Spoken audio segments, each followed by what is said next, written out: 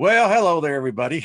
That always gets me a little bit too fast there, but hey, thank you, Rolling Stones. A little bit of gimme shelter, and we're all wanting a little shelter these days, aren't we? So, how are y'all? Bosto to you in favor, and may there be healing upon us all. We can all use it, and happy birthday and anniversary. So thank you for tuning in.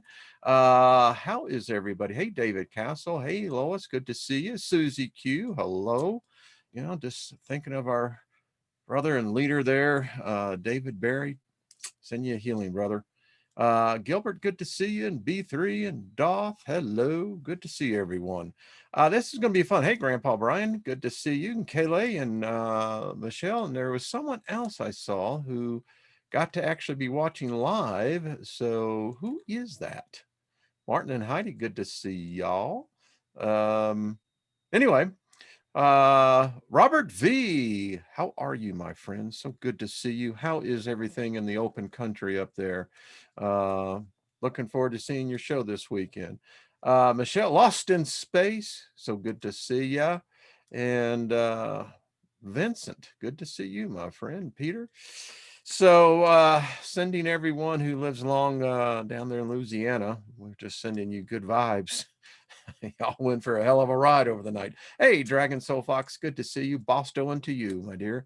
Norvell, good to see you. And Joe, Sapien. Bernadette, how are you doing, my dear? And Deborah, good to see you. Isby, peace. Adley, checked out your guy. Yeah, interesting. Definitely. Good weather and cooling down. Yep. And I know, Robert, that's coming our way. We're well appreciative of it. Anne, good to see you. And is that Glemma? Good to see you. And Tina Rose, hello. Oh, wow. So, Blue Angel, how are you doing? Know thyself. Good to see you. That's always good. Well, thank you, Darth. A lot of people like that fairy show. I liked it. You can't help but not like it. I mean, it's positive in the midst of the sea of negativity that we see all around us. It's great to know that the fairies are still among us. That's the way I look at it. Lucky Stone, how are you, my friend? Bosto to you. So we got a lot to cover today. And I thought, how do I want to start this one out? Okay, let's start out with Moses. We are still reading in the Colburn, the Bronze books. Yeah, I agree with you, Hadley. Hey, Nina the Mystic, good to see you. We'll see you tomorrow, Emperor Rex. So we read the story from the Egyptians' point of view. Sometimes, listen, the victors write history. And sometimes the victor are known to distort the facts. Why wouldn't they, right? So the question really becomes, and it's hot here. Today we can actually see the outline of the mountains. That hasn't happened in over a week. So where's the physical evidence? I mean, seriously, where is the physical evidence? The only physical evidence that I know of would be Mount Sinai. And the only problem with that is that the Saudis won't let foreigners in. They consider it a sacred site.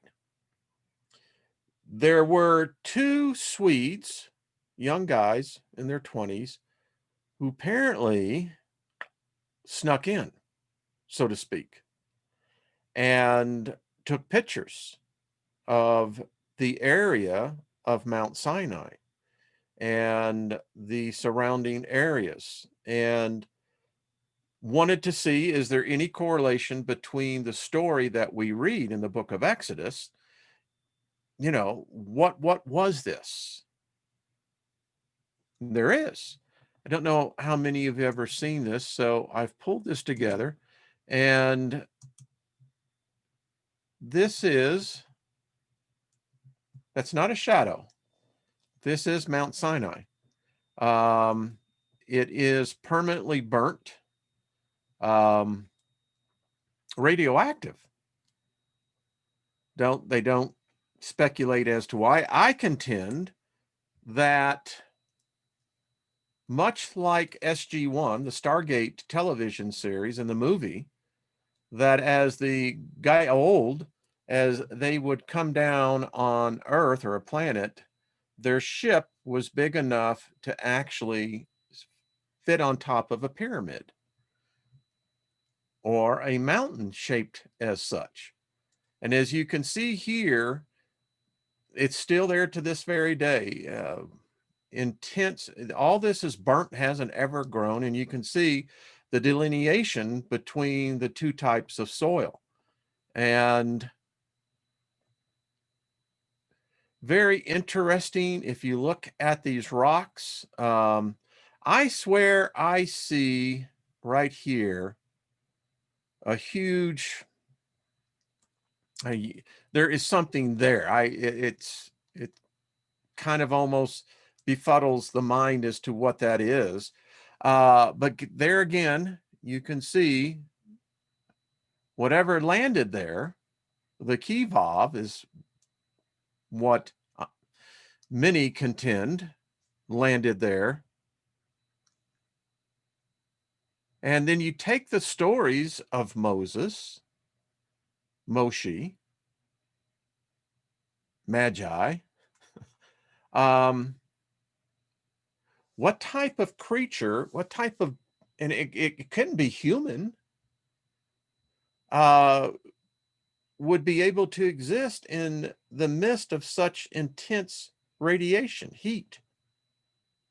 Some speculate that this is what light does, extreme light, I don't know. We find other evidences of such burn marks where other UFO craft have landed. Seems to be somewhat of a signature. Whatever did this was big, really, really big. And the pictographs that were left, you can see many, many different things. The spiral ray, check that out. I mean, it had to be a hell of a light show. Down below, you can see here they're depicting the waves that apparently reached the sky. Now, you know, take it from the perspective of if you're walking across what was a sea, you know, the water could be 200 or 300 feet. You wouldn't know it. From your perspective, it reaches the sky. A lot of other drawings on here, and the area itself is just everywhere. Drawings, which indicate that there were at one time a lot of people there. They also have the split rock there as well. Again, these are ancient Hebrew, more in line, I think, with Egyptian, which would make sense. It's from where they came. They were as much Egyptian, they were more Egyptian than they were Hebrew. And very interesting.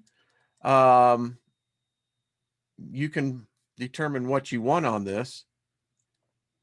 This is supposedly the golden calf that Aaron made by the gold that the Egyptian had given the slaves. And we know that they did.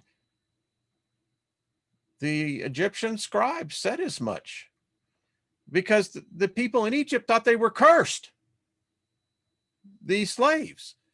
But there it is. And I find it very interesting because, again, most people's image has been crafted by Hollywood. But yeah. And you have to understand the light show that took place. I mean, it was just technology. This is not God, or at least not to the tune that we know of. But yet it defines our construct of God. But in any case, so I thought I would share that because most people have never seen that. ever. And it really does exist. You know, it's like Mount Ararat. You know, the Turkish government, you know, under Muslim rule, have restricted the mountain. They've opened it up a couple of times, but the Saudis won't open up that area from what I understand. So now we have to ask, okay, if there's evidence, physical evidence that still exists nearly 3,600 years ago, a mountain that won't, nothing will ever grow. Not that anything grows out there anyway, but the irony of it is that it's in the hottest desert you can think of, and yet there's something that's even hotter that was on top of that mountain.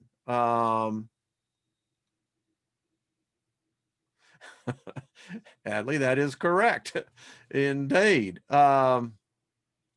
So now, and this is what I find interesting, so much of our existence, particularly in the West, is because of the cultural traditions, values, morals. Many people attribute that to the Bible. Listen, folks, if you need religion to establish a moral compass, you lack empathy. It's a natural part of us. We know instinctively what is right and what is wrong. I mean, and wrong is really defined by the environment that we find ourselves in. Whether, you know, it be in America or whether it be in Germany, whether it be over in Iran. Hello to the listeners there. We have listeners in Iran. So, but still, that's why BOSTO is such a great word. Be of service to others. It is the solution. If we were of service to each other, we wouldn't have time to be mad at each other. Thank you, Raindrops. Appreciate that. Yeah, today we have the duck puppy. And because what we're going to be talking about is some really weird stuff. So we live, you know, if it wasn't for the fact that, oh, by the way, let me just say, tonight on the Steiger Perspective, on artistverse.com, 10 p.m. Eastern, 8 p.m. Mountain, we're going to be talking about the controllers. Check it out. Because this has a lot to do with what we're talking about. So our existence really comes down to basically 3 or 4 necessities. Other than that, there's really no purpose to exist. Think about this. So man, I'm talking collectively as a genus of Homo, man, our ancestors, what did they have to do? Well, they had to eat. That's number one. If you don't eat, you ain't going to be here. All right. The other is clothing. To clothe yourself. Yeah. Apparently, we lost our hair a long time ago. Anyway, threw that out there for somebody. All right. So we have eating, we have clothing.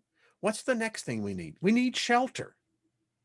We can't exist in harmony with nature. Humans can't. We are opposed to nature. So we have to create these 3 things: food, clothing, housing, and I guess, you know, what you would say? Fire.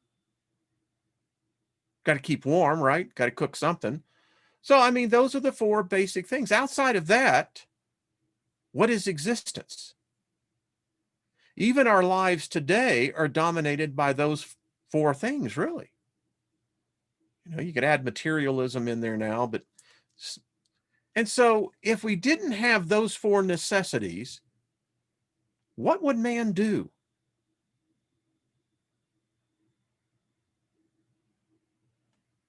Some theorize that we would literally annihilate ourselves. We wouldn't do anything. We would most likely just breed and continue to breed. Some may learn, some may not. It's an odd perception. So we see evidence of something that took place that we read in the legends and the myths of an event. Could be cosmic, could be alien, could be multiverse, interdimensional. It happened. So today, most struggle through life, and depending on how your life goes, and if you actually do have favor on your life and you get the added benefit of growing old. Growing in age allows you to have much more retrospect on how your life went. You can actually analyze all the decisions you've made. That's the great thing that I find about growing old. I can look back and I can honestly say, if I had it to do all over again, I wouldn't change a thing. What I did is what exactly I was going to do. So at some point, all of us begin to think, well, what's departure? What is it going to be after this? Now, in the West, many are controlled by the fear factor of establishing heaven or hell. It is the greatest control, the mind control on mankind. But here's my question. So where did the construct of heaven and hell come from? We're going to be talking about Adam here in a second, but so how many of you, hey, David Barry, love you, brother. How you feeling? Sending you healing, my friend, abundant. So how many of you actually know what the Hebrews believed? How many of you actually know what, because if you take the Christian Bible, their God, the New Testament God, they're saying is the Old Testament God. Although that's BS. It's impossible for the two gods to be related. But, all right, so where did we get this tradition then in the Judeo-Christian thing about heaven and hell? And what does the Jewish tradition teach?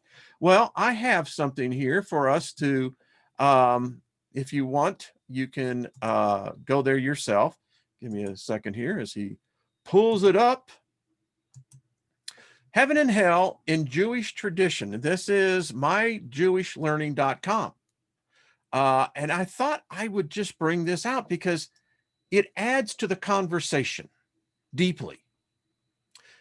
Like other spiritual traditions, Judaism offers a range of views on the afterlife, including some parallels to the concepts of heaven and hell familiar to us from popular Western Christian teachings.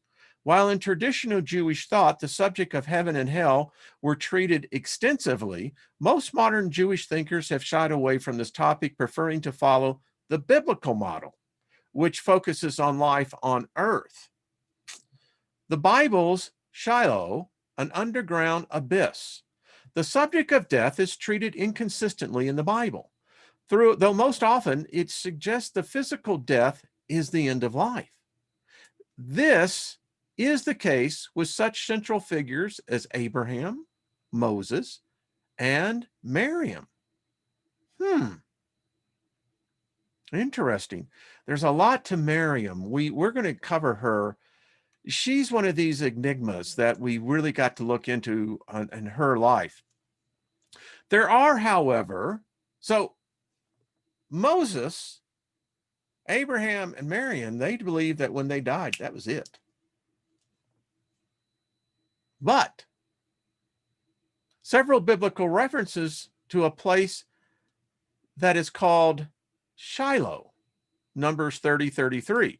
It is described as a region dark and deep, the pit. the land of forgetfulness, where human beings descend after death. The suggestion is that in the neither world of Shiloh, the deceased, although cut off from God and humankind, live on in some shadowy state of existence. While the vision of Shiloh is rather bleak, setting precedent for later Jewish and Christian ideas of an underground hell, there is generally no concept of judgment or reward and punishment attached to it. OMG. So let's stop here a second. Think about how actually very freeing this is. No judgment, no reward, no punishment. The only consequence that you carry in the term of karma is administered right here, right now, in the present. When you cross over on the other side, there ain't going to be anyone over there judging you or taking you on the hands of the wings of angels into a place where you're going to be upon a cloud. No.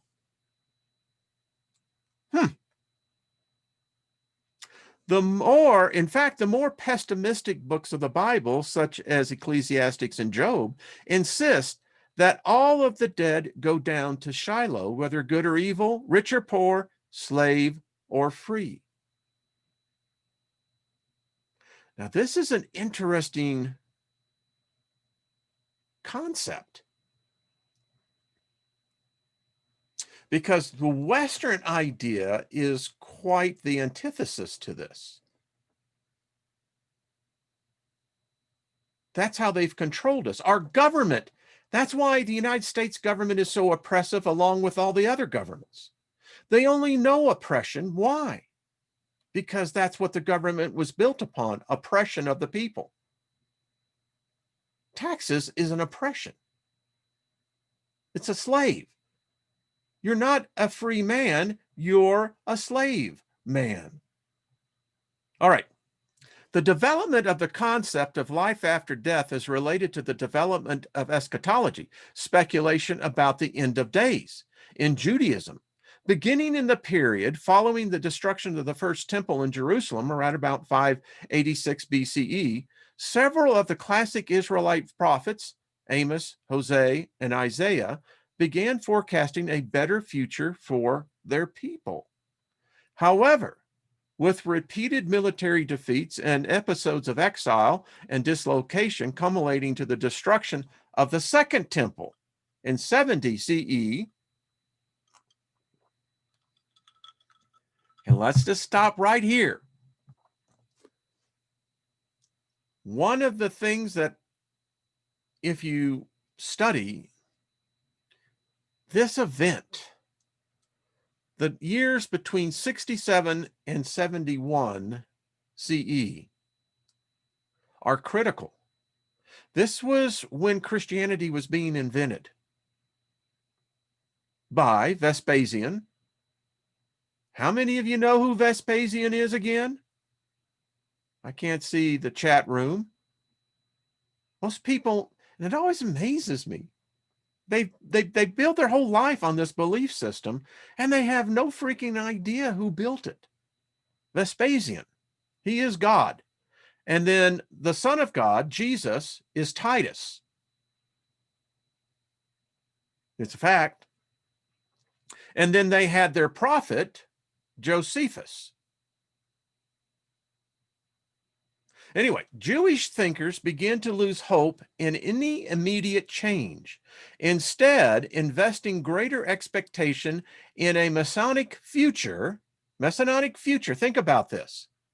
Now, isn't this odd that you have mainstream Judaism completely devoid of any Messiah that ever even showed up? It's none in the writings of Titus.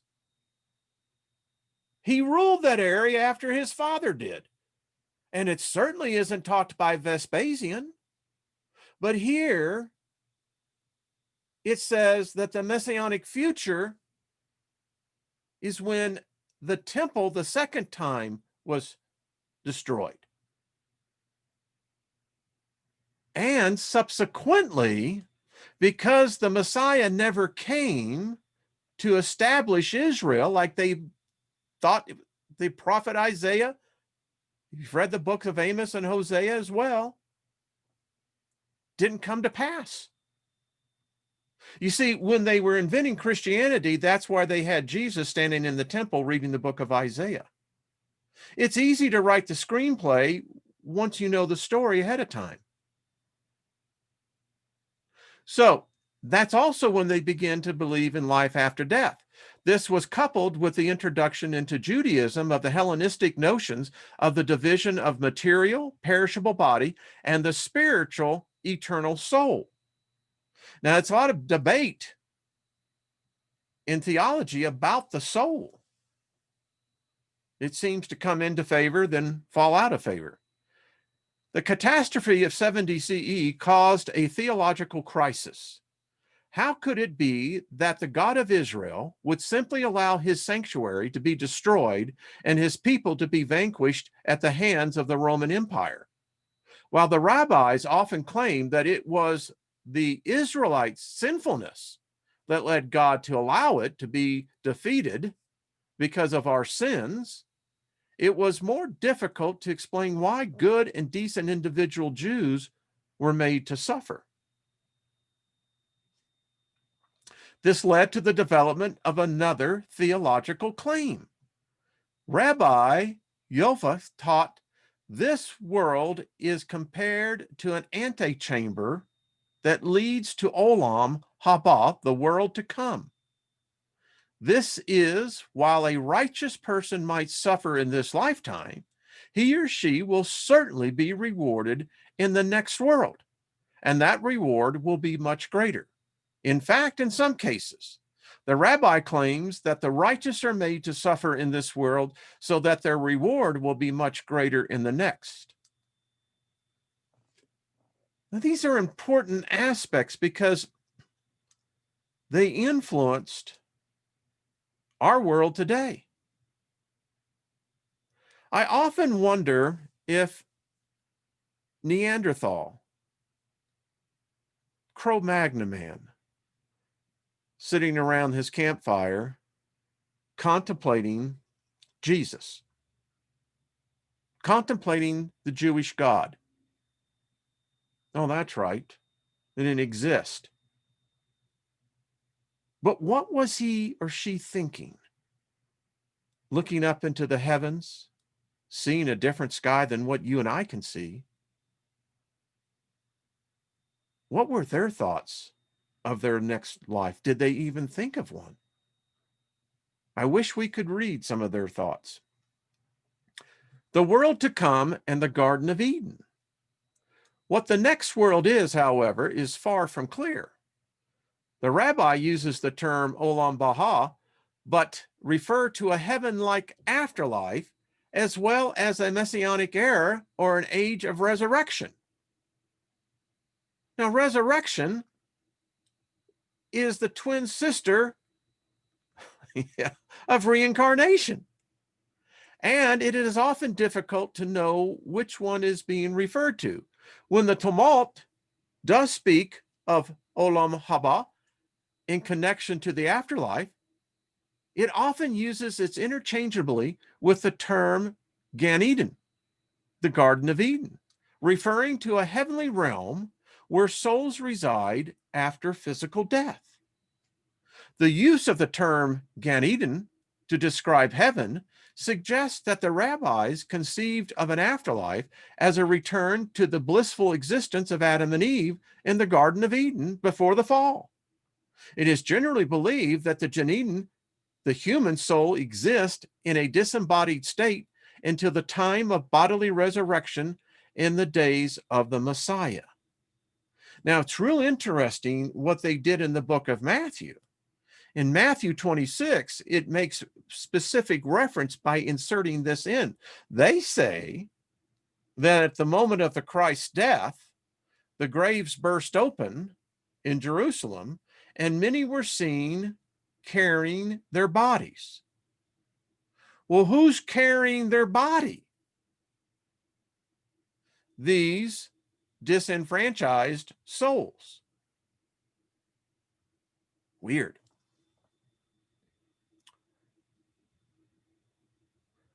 One interesting Talmudic story is in which the world to come almost certainly refers to a heavenly afterlife. Tells Rabbi Joseph, son of Rabbi Joseph ben Levi, who dies and returns back to life. And that's Levi, excuse me, I was wrong on that. His father asked him, "What do you see?" He replied, "I beheld a world, the reverse of this one. Those who are on top here are below there, and vice versa." He, Joshua ben Levi, said to him, "My son, you have seen a corrected world." In the Kabbalistic Jewish mythical tradition, there is a much discussed about the voyages of the human soul to the Garden of Eden and other heavenly realms during one's life on earth. In the Zohar, the greatest of the medieval mystical works, there are many stories about the soul ascents to various members of Rabbi Shimon bar Yochai's mystical brotherhood. Most often, these journeys take place at night while the body is at rest. How odd, we talked about sleep yesterday. Gyanim. You see, I was taught this by the Jehovah's Witnesses when I was 10 years old.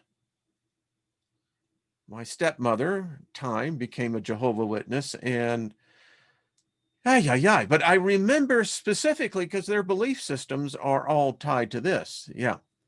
Once truly righteous souls ascend directly to the Garden of Eden, said the sages, the average person descends to a place of punishment or purification, generally referred to as Gyanim. The name is taken from the valley Gi Hanum, just south of Jerusalem. It was a trash pit, is what it was. Once used for child sacrifice by the nations of Canaan. Who are we talking about here now? Moloch? What the hell is Moloch doing in the middle of Jerusalem, huh? Well, outside. Some view Gyanim as a place of torture and punishment, fire and brimstone.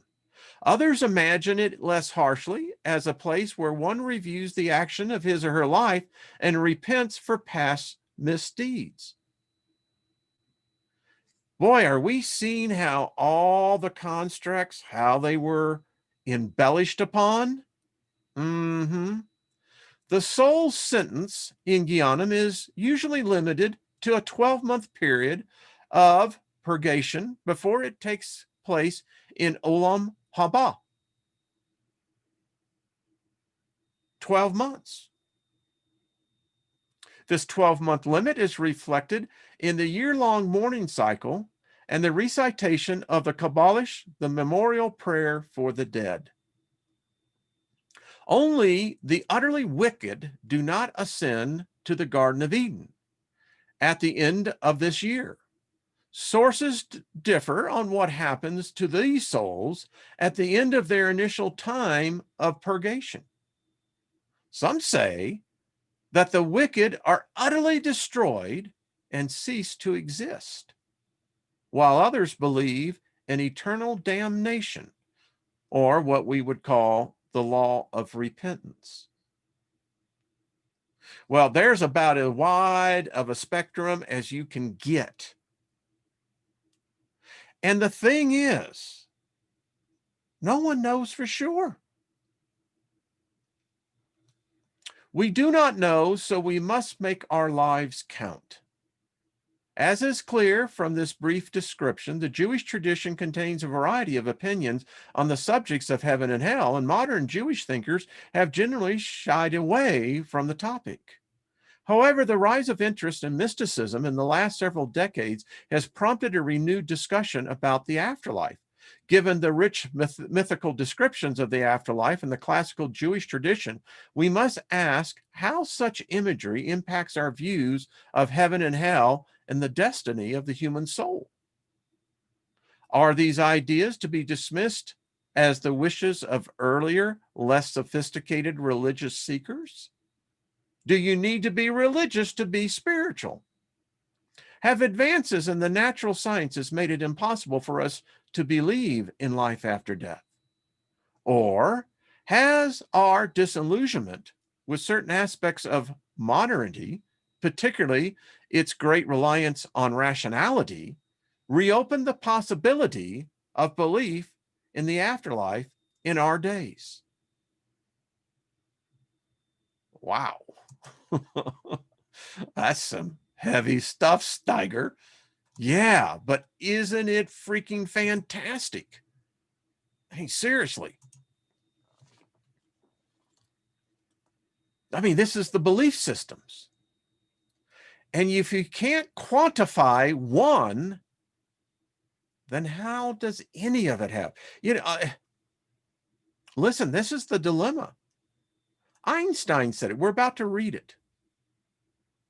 When asked about religion, Einstein's belief was that, well, they all have to be right. Because if any of them are wrong, there's no God. I mean, and you see, this is what I found almost 4.5 years ago to the day, to the month, when I discovered there was no Lucifer. There was no Satan. And if there was no Lucifer or no Satan, then how the hell could there be a hell? More importantly, if karma is what karma is supposed to be, then it completely null and voids the aspect of one repenting or remitting their ways to better themselves here.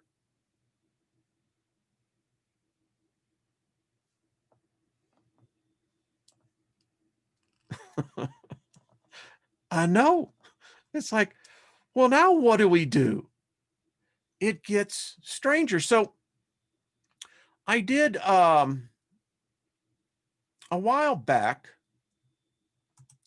I did this series. In fact, it was almost 3 years ago on Adam and Eve, the Pseudo-Apocrypha, because we always get tangled up in this. How did the story come about? How is it that rational human beings actually believe this story? The preposterousity of its existence, but nevertheless, it so defines who and what we are. Now, this one was predicated on the aspect of taking Genesis 1 and 2 and realizing that there's two different creations going on, two different worlds there. The male-female is not the same male-female in Genesis 1 as it is in Genesis 2. And this is the whole controversy. The female, her seductiveness, her charm upon all men, supposedly because of her indiscretion with the serpent. We talked about this before. Trina and I did. Adam was a hermaphrodite. There's depictions all over the place of this belief. By the way, this is Adam about to have sex with a rabbit. Yeah. Here, Adam is portrayed as, again, joined at the hip, male, female, and notice the rabbit in his hand. And at the bottom of his feet, those are snakes. Notice what Eve is holding in her hand. And more importantly, notice what is in fact looking like it wants to devour the two. Here, Adam is again portrayed as having the female aspects, but being as a Siamese. The first womb man, not the first female. See, that's the difference between Genesis 1 and Genesis 2. In Genesis 1, I don't know what planet that is. I doubt if it was Earth. But the way it's depicted is where the mind control starts. But that description in 126 says that both the male female were created. Here in 2:7, just the male. Can't be, nothing cannot be the same species. Two different events we're talking about, some really weird stuff going on here. Because it shows a mistake with Jehovah Elohim, Yeshua. Not very bright. Think about it. Step back, take your theology out the back door and throw it out. It states that this is a flawed God. It couldn't name the animals. And it could not get the creation that the first example did.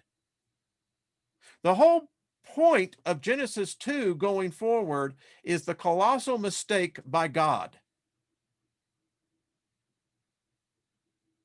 He really thought he could do the better job than the supreme one spoken about in Genesis 1. But you see, as Lilith said, he was imperfect.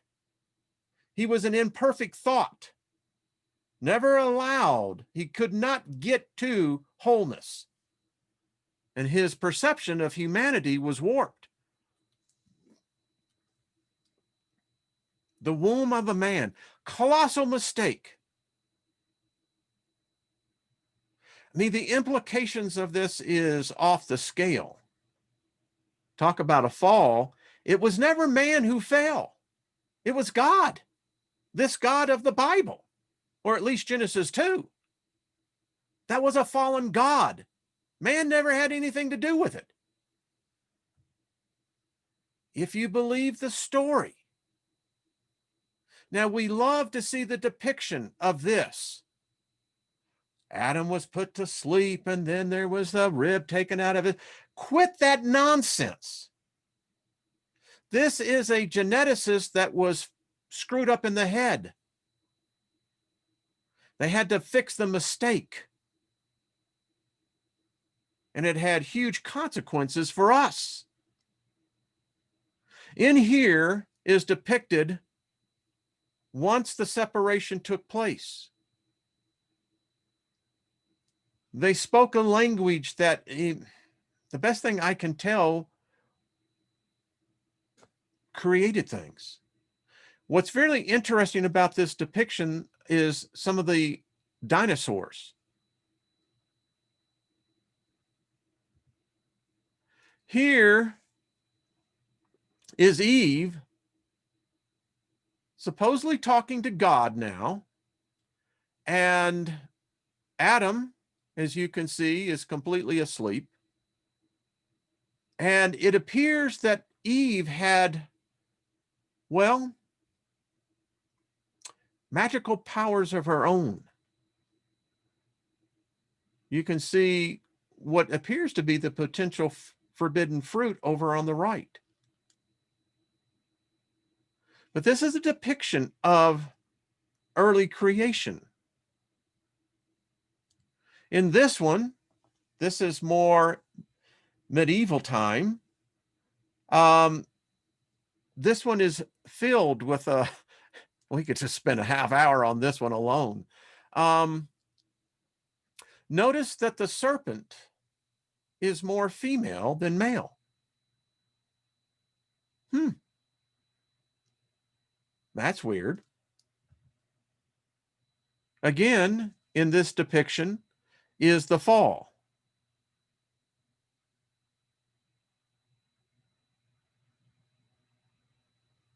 And of course, we could get all into the aspect of the fall.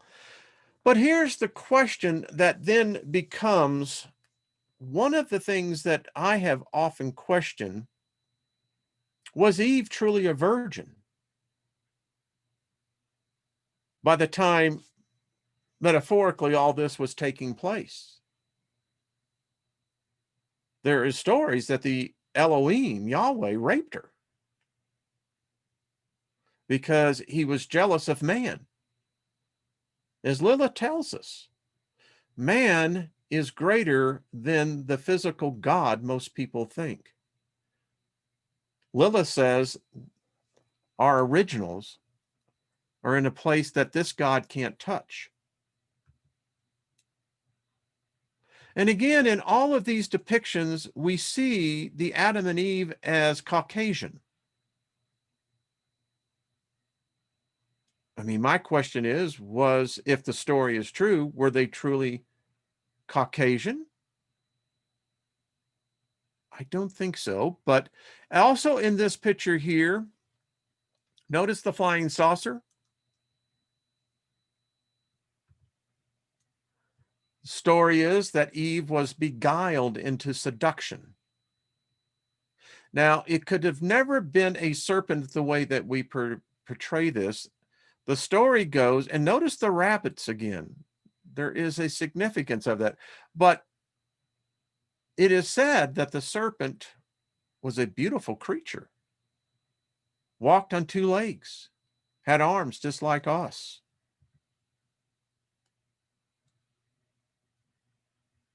Some contend that the metaphor here was that this was a genetic transformation that was taking place. Gets weird, doesn't it? But yet, all the woes all started here. The interesting thing is who gave birth to Cain? You see, the story gets so convoluted so quickly. And in this one here, I went through methodically and showed you how sapiens progressed. It could not have been at this garden scene, because if the garden scene is real, then we're in really deep, deep amnesia.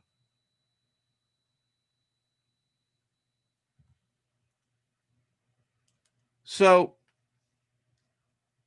these are great frescoes and painting about this period of time. And you can see this is supposedly Satan, Lucifer. They were so mixed up back then, seducing Eve. But the story was, again, she was already taken by Yahweh. Now, here is a depiction of what the serpent possibly could have looked like. If it existed, it was not Homo sapien. And if, in fact, the serpent did seduce Eve, then that means we have the serpent seed in us. It's genetically attached to us, can never be extracted. No pure bloodlines. And then if Adam had sex with Eve, then Adam is contaminated as Eve was, for she gave Adam the serpent seed.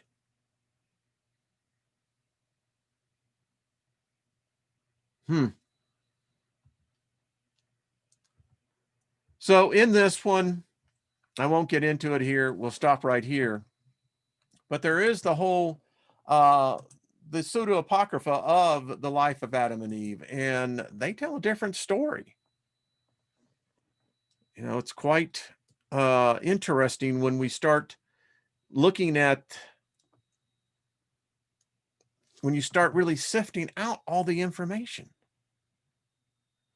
And you really can't see how one generation borrowed from the other generation, added to, took away, rehomogenized, androgenized, sanitized, and customized the story.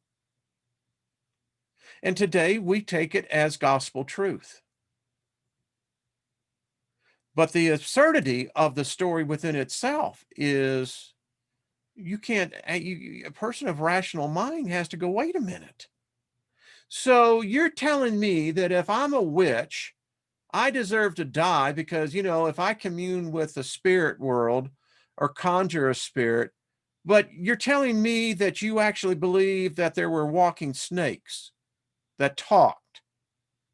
So again, was Adam and Eve a sapien? When did they really come about? And if we tie everything today in our belief systems to this story, you can see how it's screwed up. And again, you have to remember the story in Genesis 2 is a screw up. It's a genetic mistake. And there's no other way of looking at that.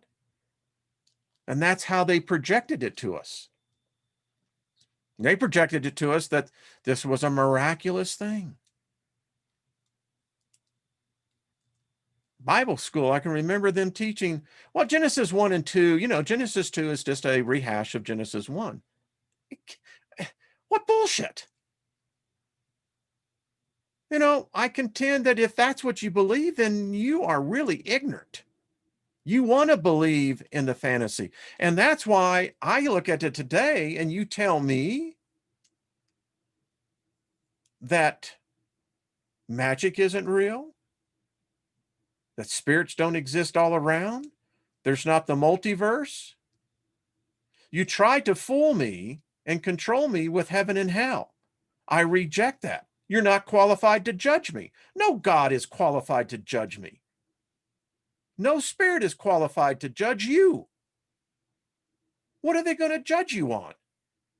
Your imperfectness? And if you can get free of this when your time to depart this world, you're going to look forward to that next life. It's going to be a freaking party. I expect to wake up on my beach and having the party going on.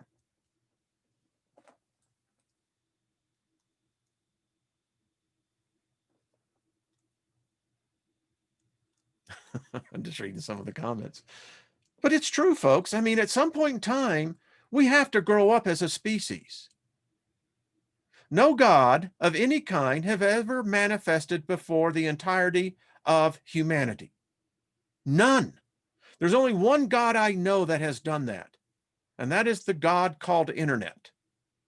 It's the only God that I know has literally gotten the devotion of almost the entire population of the planet. No other God, no other religion has been able to do what the God of the Internet has done. And apparently it's a wide open territory. You can talk about all your beliefs, all your gods, all your rituals. It's fine with the Internet God, as long as you're in the Internet. That's what's important. You're giving it your attention, your devotion. You're giving it your soul energy, your life force. And that's what humanity is doing. Tonight on the Steiger Perspective, I'm really going to get into this Neuralink. This is potentially the end. Literally, if this in fact is already being done accordingly, they're in the beta stages. This is not good, folks. So check it out, because it's really rather frightening to see this. I think that humanity, Homo sapiens sapiens, we are on the precipice of what can only be called the next genetic leap in our development. And if this thing goes through, which apparently it is, there will be no escape. None. I contend they're going to make this mandatory. Once it's perfected, it's going to be confiscated, the technology, by governments, if it's not already. And I contend that it will become mandatory.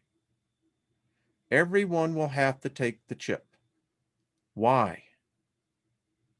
because you cannot be outside the matrix. And this chip is the matrix for real. And it's going to be in a way that, I will not live to take that chip, but it's going to be very, very tempting for the vast majority of people. And once the interface, the connection, the blending has taken place, there's no going back. None. Woo. Oh yeah. Trade them chips. You got it, Gilbert. You do. So, as if that wasn't enough, I wanted to share with you a book. There's actually a couple of them, but this one is called In Search of the Quantum God. And I just wanted to read this to you this little bit while as we get out. This is from Bruce Lee. One must be truthful and honest in his approach. A constant independent inquiry and not blindly following a certain blueprint laid down by others. In the introduction of this book, and folks, I've just started reading it, and y'all are going to love this. We're going to probably cover this one. He writes in the beginning, what if long ago and far away, there was nothing? You could sense everything out there somewhere, everywhere, yet it was nowhere. You could feel a presence, a pure potentiality of everything, but just beyond your reach. Suddenly you're struck with a powerful concussion, but just before it hits you, you catch sight of what appears to be a giant spear of energy and light. And then you are sent reeling head over heels through an ever-expanding universe. Galaxies appear all around you as you are swept through the rapidly expanding cosmos. What was that loud noise? What or who was that ball of energy and light? That field of pure potentiality that you saw for a brief moment? That moment just before the great concussion hit you as it expanded and transformed the energy into mass throughout the ever-growing cosmos. What was that? This is a story of my personal search for a quantum God, not in the classic sense of exploring religion, but through examining science and the codes and clues it gives us and the statistical probabilities that first life was designed and put in motion by the Big Bang by an all-powerful energy source, or in the search for truth. Our perceptions can be accurate or inaccurate.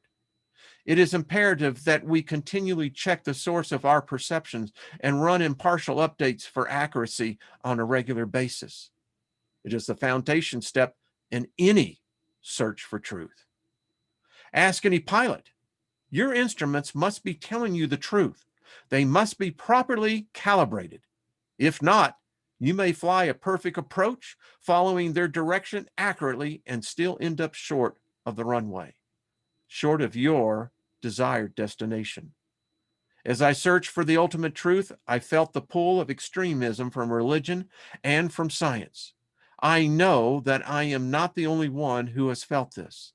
The superstitious and narrow-minded on both sides do great damage in the search for truth. It is no wonder that elements from both extremes seek to align themselves with a great scientist like Einstein, who is universally admired, in an attempt to wrap their extremism in a reputation of a man who was not, and to find credibly by associating themselves with the reputation of a great man who lived outside the box. I've always admired Albert Einstein and refused to be part of that. I will not, however, stay away from this great man's approach to science, because others have misquoted or misrepresented his words, which at times admittedly do seem contradictory regarding religion.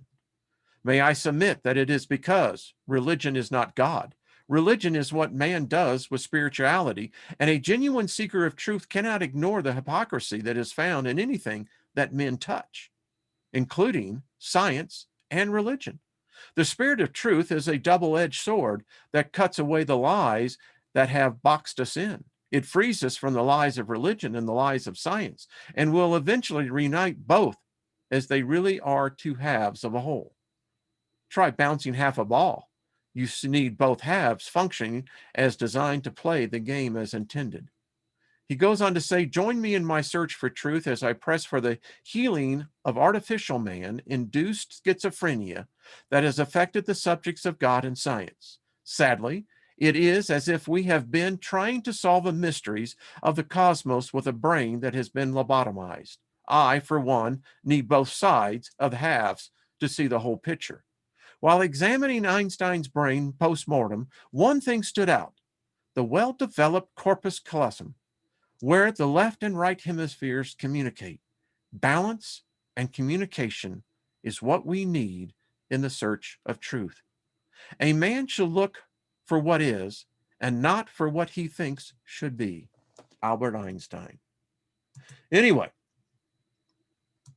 we continue. So thank you, everyone.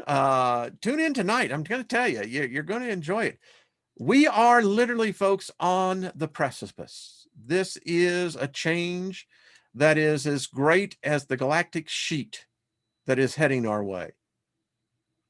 Thank you, Viola.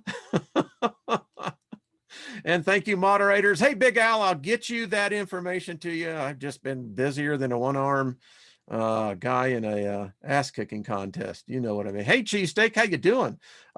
Truth in Me, Cockney Sparrow, hello. Think Agape, love always and forever. Deep Thoughts here now. This is such a great group. Pamela Jean, thank you.